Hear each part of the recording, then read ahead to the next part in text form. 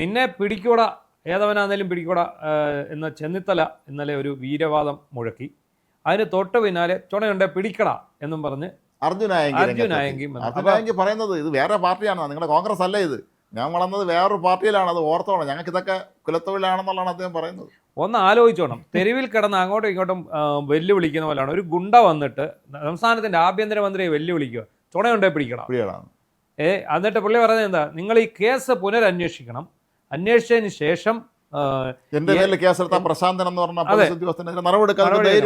ഞാൻ നിരപരാധിയാണെങ്കിൽ അയാൾക്കെതിരെ നിങ്ങൾ നടപടി എടുക്കണം, എങ്കിൽ ഞാൻ നിങ്ങളെ കെട്ടിപ്പിടിച്ചൊരു ഉമ്മ തരാം, ഇല്ലെങ്കിൽ പിന്നെ ഇത് പാർട്ടി വേറെയാണ് എന്ന് പറഞ്ഞ് കുറേ ദിവസമായി ഈ ആശാൻ വെല്ലുവിളി തുടങ്ങിയിട്ട്. സത്യത്തിൽ ഇത് ഈ വെല്ലുവിളിയെല്ലാം വന്നിരിക്കുന്നത് കഴിഞ്ഞ സർക്കാരാണ് ഇവർക്ക് ഇതെല്ലാം അടിത്തറ. 10 വർഷം ഇവർ ആസ്വദിച്ച് ജീവിക്കുകയായിരുന്നു, ഇവരെ ചോദിക്കാനും പറഞ്ഞ ആരും ഇല്ലായിരുന്നു. നമ്മൾ കാണുന്നില്ല സ്ഥിരം ഇതിൽ പിന്നെ സോഷ്യൽ മീഡിയയിൽ ഫേസ്ബുക്കിലെല്ലാം പാട വിട്ട് വിവിധ പോസ്റ്റിൽ ചുവന്ന തലയിൽ കെട്ടും മറ്റേ നക്ഷത്രമൊക്കെ വെച്ച് ജീപ്പിൻ്റെ മുകളിൽ കയറി നിൽക്കുന്നു, തലകുത്തിരിക്കുന്നു. ആ ഗംഭീരതല്ലേ, ഞങ്ങളാ തൊടാൻ അവിടെ ആരുണ്ടാകുന്നല്ലേ ചോദ്യം എല്ലാത്തിലും. അതായത് ഗുണ്ടകളെയും ലഹരിമരുന്ന് കച്ചവടക്കാരെയും വളർത്തിയെടുത്ത 10 വർഷമാണ് കഴിഞ്ഞുകൊണ്ട്. എല്ലായിടത്തും CPM-ന്റെ നേതാക്കൾ ഈ ലഹരി കച്ചവടത്തിന് പിടിക്കാൻ പറഞ്ഞ് പോലീസുകാരെ വളഞ്ഞു വെച്ച് വരട്ടണം. നമ്മൾ എത്ര സംഭവം കണ്ടോ, ഒരു സംഭവം അല്ല അത്, പല സംഭവങ്ങളുണ്ട്, തെറി വിളിക്കുന്നുണ്ടല്ലേ പോലീസിന്. അതായത് ഈ അർജുൻ ആയങ്കിയെ പോലെയുള്ള ഗുണ്ടകൾക്ക് സർവ്വ സ്വാതന്ത്ര്യം കൊടുത്തതാണ് പിണറായിയുടെ ഏറ്റവും വലിയ ഭരണ നേട്ടം എന്നുള്ളത്. അതേ തുടർന്ന് അതിനൊപ്പം തന്നെ ഇവർ പോലീസിന്റെ വരി ഉടച്ചു,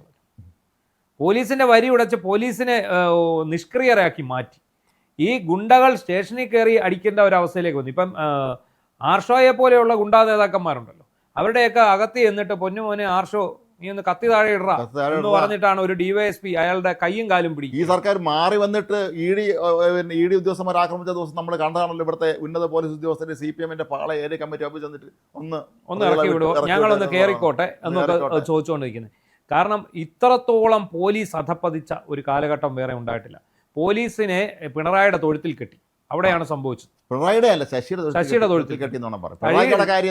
ശശിയുടെ തൊഴുത്തിൽ കെട്ടിയെന്ന് മാത്രമല്ല, ഉദ്യോഗസ്ഥർക്കെതിരെ, ഇവർക്ക് ഇഷ്ടമില്ലാത്ത ഉദ്യോഗസ്ഥർക്കെതിരെ ഇവർ നടപടിയെടുത്തു. പോലീസിന്റെ ആ മുറയിൽ അത് വറ്റിച്ചു കളഞ്ഞു. അവിടെയാണ് ഈ കേരളത്തിന് പറ്റിയ ഏറ്റവും വലിയ കുഴപ്പം. എവിടെയും ആരെയും എപ്പോൾ എന്തും ചെയ്യാവുന്ന ഒരു അവസ്ഥയിലേക്ക് കാര്യങ്ങൾ നീങ്ങി. അത് ചെറുതെന്നോ വലുതെന്നോ ഇല്ല.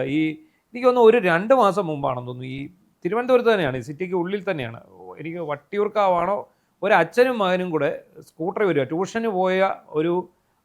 ട്യൂഷന് പോയ മകനെയും വിളിച്ചുകൊണ്ട്, ആ മകനെ 12-13 വയസ്സേ ഉള്ളൂ, അച്ഛൻ വരികയാണ്. അപ്പോൾ ഇവന്മാർ റോഡിൻ്റെ നടുക്ക് വണ്ടി ഇട്ടുകൊണ്ട് നിൽക്കുകയാണ്.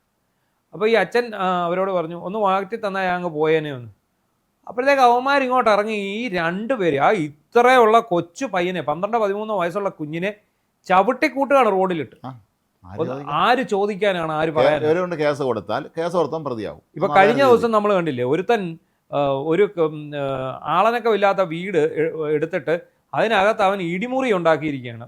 പഴയ സർപ്പയജ്ഞക്കാർ ഗ്ലാസിനകത്ത് പാമ്പിനെ കൊണ്ടിരിക്കുന്ന 2.5 ലക്ഷം രൂപ മുടക്കി ഇടിമുറി ഉണ്ടാക്കി ഒരു മനുഷ്യനെ വിളിച്ചു വരുത്തി അവിടെ ഇടിച്ച് അയാളുടെ കയ്യും കാലും തല്ലി ഓടിച്ച്, എന്നിട്ട് അയാളുടെ മകനെ വിളിച്ചുകൊണ്ട് വന്ന് അവന്റെ നഖത്തിനകത്തൂടെ സൂചി കയറ്റി, എന്നിട്ട് അയാളുടെ ഭാര്യയെ വിളിച്ചുകൊണ്ട് വരാൻ കൊണ്ട് ആളെ വിട്ടു. അത്രമാത്രം ധൈര്യശാലികളായിട്ട് ഇവിടുത്തെ ഗുണ്ടാ സെറ്റപ്പ് മാറിയിരിക്കുകയാണ്. അല്ല, മയക്കുമരുന്ന് ഈ ഗുണ്ടാ സംഘങ്ങൾ ഇവർ തമ്മിലുള്ള ഒരു നെറ്റ്വർക്ക് ഉണ്ടല്ലോ, പാർട്ടി തമ്മിലുള്ള ഒരു ബന്ധമുണ്ടല്ലോ, ഇവർ കൃത്യമായി കച്ചവടം നടത്തുന്നു, ഇവരെല്ലാത്തിനും സഹായിക്കുന്നു, ഉള്ളത് ഇപ്പം ഇവർക്ക് കൊടുക്കുന്നു. അങ്ങനെ സഹാക്കളെല്ലാം വളരെ ഗംഭീരമായി ജീവിച്ചു. ഇവരെല്ലാം ഈ പിന്നെ DYFIയുടെയും CPM-ന്റെ നേതാക്കന്മാരുടെ ഇപ്പോഴത്തെ വേഷമുണ്ട്. പണ്ടൊരു വെള്ളയെ കാണുള്ളൂ, സാധാരണ ചെരുപ്പ്. ഇപ്പോൾ ഹാഫ് ഷൂ ഇടുകയുള്ളൂ എല്ലാവരും. ഹാഫ് ഷൂ ആണ് എല്ലാവരുടെയും വേഷം. ഹാഫ് ഷൂ ഇടുന്നു, വടി പോലെ ഡ്രൈ ക്ലീൻ ചെയ്ത മുണ്ട്, അതുപോലത്തെ ബ്രാൻഡഡ് ഷർട്ട്, ഇതെല്ലാം ഇട്ട് പ്രത്യേകിച്ച് ഒരു ജോലിയും കൂലില്ലാത്തവർ പോലും ഇങ്ങനെ നടക്കുന്നുണ്ട്. ഒന്ന് ആലോചിച്ച് നോക്കിയേ, ഇപ്പം കോതമംഗലം പോലീസ് ഇവരെ കസ്റ്റഡിയിലെടുക്കുന്നത് എന്തിനു വേണ്ടിയാണ്? അത് CPM ഭരണകാലത്താണ് കസ്റ്റഡി എടുക്കുന്നത്. അതെ, അവിടെ ഇവരൊരു റിസോർട്ടിൽ റൂം എടുത്ത് അടിച്ചു പൊളിച്ച് റീലിടുന്നു. ഇവർ നിരവധി കേസിൽ പ്രതികളാണ്. ഓരോരുത്തരുടെയും പേര് 6-7 കേസ് വീതമുണ്ട്. സ്വാഭാവികമായിട്ടും ഈ ഒരു സംഘം ഒരു റിസോർട്ടിൽ റൂം എടുത്ത് അവിടെ കൂടുമ്പോൾ സ്വാഭാവികമായിട്ടും പോലീസിൻ്റെ രഹസ്യാന്വേഷണ വിഭാഗത്തിൽ നിന്ന് ആ വിവരം കിട്ടും. വിവരം കിട്ടുന്നത് മാത്രമല്ല, ഇവർ ഇൻസ്റ്റയിൽ റീലും സ്റ്റോറിയൊക്കെ പോസ്റ്റ് ചെയ്തു. അപ്പോൾ സ്വാഭാവികമായിട്ടും പോലീസ് അന്വേഷിക്കുമ്പോൾ എന്താണ്, ഇത്രയും ക്രിമിനൽ കേസിലെ പ്രതികൾ ഒന്നിച്ചു കൂടിയിരിക്കുകയാണ്, ഇവന്മാർ എന്ത് ചെയ്യാൻ പോകണമെന്ന് അവർക്കറിയില്ല. അപ്പോൾ നമ്മളെന്താണ് ചെയ്യുന്നത്, കരുതൽ തടങ്കൽ എന്ന് പറഞ്ഞ് ഒരു സംവിധാനം, ഇവരെ പിടിച്ച് സ്റ്റേഷനിൽ കൊണ്ടുപോകും. ഈ കരുതൽ തടങ്കൽ ചെയ്യുന്നു. ഇവന്മാരെല്ലാം ഗുണ്ടാ നേതാക്കന്മാരായതിനാൽ ഇവരെ കോടതിയിൽ ഹാജരാക്കുന്നു. അല്ലാതെ സ്റ്റേഷൻ ജാമ്യത്തിൽ വിടുന്നില്ല. ഇല്ല. ഇവരെല്ലാം അറിയപ്പെടുന്ന ഗുണ്ടകളും നിരവധി ക്രിമിനൽ കേസുകളിൽ പ്രതികളുമായിട്ടുള്ളതിനാൽ അവരെ കൊണ്ട് പിന്നെ കോടതി ഹാജരാക്കുന്നു. തുടർ നടപടി നടക്കുന്നു. അപ്പോൾ ഇവർ പറയുന്നത് എന്താണ്? ഞങ്ങളെ എന്തിന് പിടിച്ചു? ഒന്നാമത്തെ ചോദ്യം അവരുടെ. 2, ഞങ്ങളെ എന്തിന് കോടതിയിൽ കൊണ്ടുപോയി? ഞങ്ങളിൽ പലരുടെയും ജീവിതം കോഞ്ഞാട്ടയായി. ഇവർ പറയുന്നത്, ഞാൻ ഈ അർജുൻ ആയെങ്കിൽ പറഞ്ഞാൽ 2023 തൊട്ട് എനിക്ക് ഒരു കേസുമില്ല, ഞാൻ നല്ലവനാകാൻ ശ്രമിച്ചുകൊണ്ടിരിക്കും. അപ്പോൾ ഞാൻ ഈ അർജുൻ ആയെങ്കിയുടെ ഫേസ്ബുക്ക് പോസ്റ്റിനടി വായിച്ചു. അപ്പോഴത്തേക്ക് ഇവർക്ക് സഹതാപം വഴിഞ്ഞൊഴുകുകയാണ്. ഒന്ന് ആലോചിച്ചോണം. നല്ല കക്ഷികളാണല്ലോ താഴെ. അതെ, ആ ചെറുപ്പക്കാരൻ നന്നാകാൻ തീരുമാനിച്ചതല്ലേ അവരെ നിങ്ങൾ വീണ്ടും ഈ രംഗത്തേക്ക് ഇറക്കിയില്ലേ എന്നാ ചോദിക്കും. ഒന്ന് ആലോചിച്ചു.